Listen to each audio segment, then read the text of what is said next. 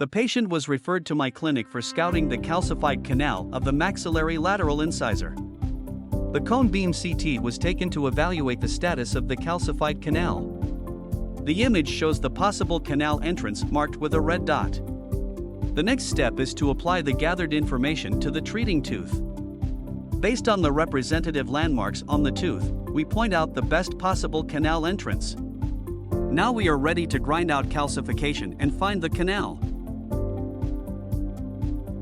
Using a long neck round burr, carefully grind out the calcific material. Always keep in mind the direction of the burr. Then sweep out the dentin chips with wet microbrush or relevant instruments. Try again with the long neck round burr.